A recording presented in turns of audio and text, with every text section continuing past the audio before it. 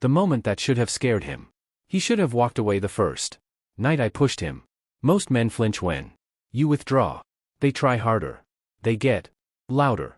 They crack. But not him. He looked at me with these calm eyes and stayed exactly where he was. After years of dates and patterns, I thought I understood masculine psychology. But this man taught me something about my own patterns that changed everything. This is the first of 5 episodes where I'll show you exactly what happened when my patterns met his peace. By the end, you'll understand why the strongest men don't break under pressure. They reflect it back. Because here's what I didn't understand then. He wasn't trying to win me. He was just trying to know me. And that terrified me more than any game I'd ever played. Part number 1. It was a Tuesday evening in March. We were supposed to meet for dinner at 7. I showed up at 7:30. No explanation, no apology. Most men would have been checking their phone, looking irritated, maybe already ordering without me. But he was just sitting there reading something on his phone, completely at peace. He looked up when I approached, smiled genuinely, and said, "Perfect timing. I just finished this article I wanted to share with you." No passive-aggressive comment, no dramatic sigh. No, I was starting to worry. Just calm presence. I started small, responding to his texts hours later when I used to reply within minutes. His message, "Hope your presentation went well today." My new response sent 6 hours later. It was fine. He never asked why the change. Never commented on my delayed responses. Just kept showing up with the same consistent energy. And that's when I realized I wasn't testing his patience. I was testing my own power, and somehow his calm made me realize control isn't connection. By week 3, his calm was part number 2, driving me insane. So I escalated. We were at a coffee shop and I started talking about my coworker Marcus, how funny he was, how he'd asked me to lunch, how refreshing it was to meet someone with no expectations. I watched his face carefully, waiting for a flash of jealousy, a tightened jaw, something. He listened, really listened, then said, "He sounds like a good friend. I'm glad you have people at work who make you laugh." My stomach dropped, not because he didn't care, but because he trusted me completely without question. That night, I told him I was just figuring things out and didn't believe in labels. Words designed to create uncertainty, distance, fear. He nodded thoughtfully and said, "I understand. You don't owe me anything you're not ready to give. I'm not going anywhere while you figure it out." Then he added quietly, "I don't negotiate my peace. If you're recognizing these testing patterns in yourself, you need to understand female psychology better than most women do." Subscribe because this 5-part series gets deeper. In my next video, I'll show you what happened when I went completely silent and why his reaction broke something in me I didn't know was already cracked. And somehow that made him more attractive than any man who'd ever. Part number 3. Chased me. I had a whole playbook. Years of experience with men who couldn't handle my complexity. Distance would make them chase harder. Silence would make them fill the space with apologies. Mention another man and they'd spend hours proving they were better. But with him, my defensive patterns didn't bait him. My walls didn't trigger him. My silence didn't echo back as desperation. One evening, I decided to test the silent treatment. Full radio silence, 3 days. Days 1 through 3.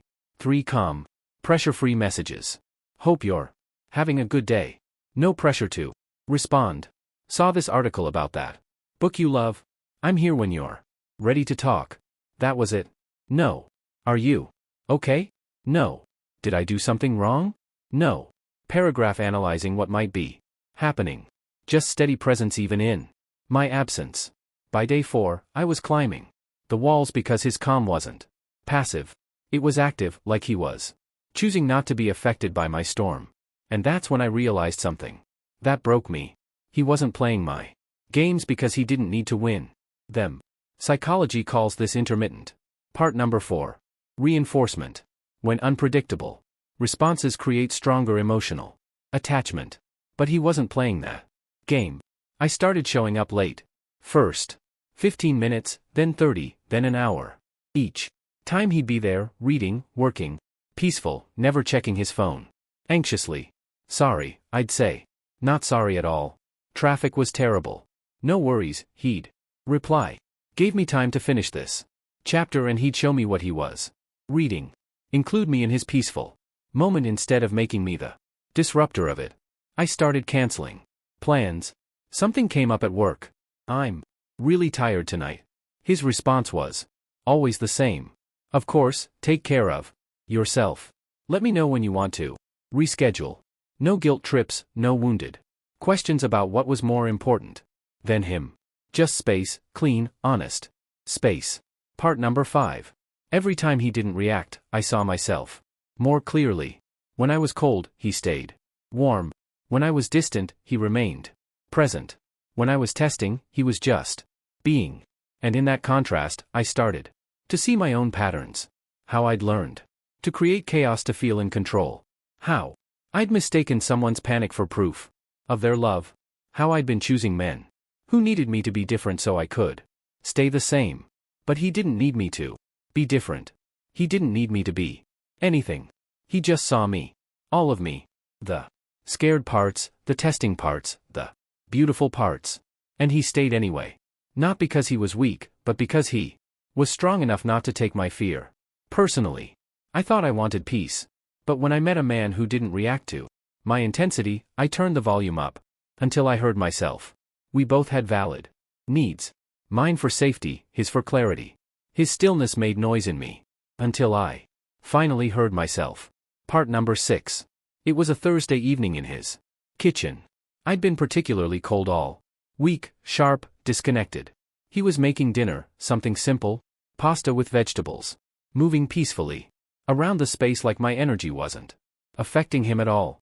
I sat at his counter watching him, feeling this rage build inside me. Not at him, at his calm, at how unshaken he was by my shakiness. You know, I said, my voice cutting through the quiet. Some people might think you don't actually care about anything. He paused, turned to look at me, not defensive, not hurt, just curious. What makes you say that? The way you just accept everything, never fight for anything, never seem to need anything. I was baiting him, trying to crack that infuriating peace. He turned off the stove, leaned against the counter facing me, and said so gently it made my chest tight. You don't have to keep testing me. I'm not here to win anything. The words hit like cold water. I'm not testing you. I lied. He smiled. That soft knowing smile. That's all right through me. You are, and that's okay. But I want you to know.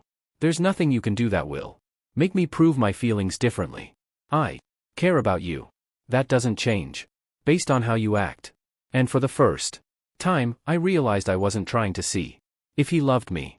I was trying to confirm that I wasn't worth loving consistently. Part number 7. He didn't leave. Not yet.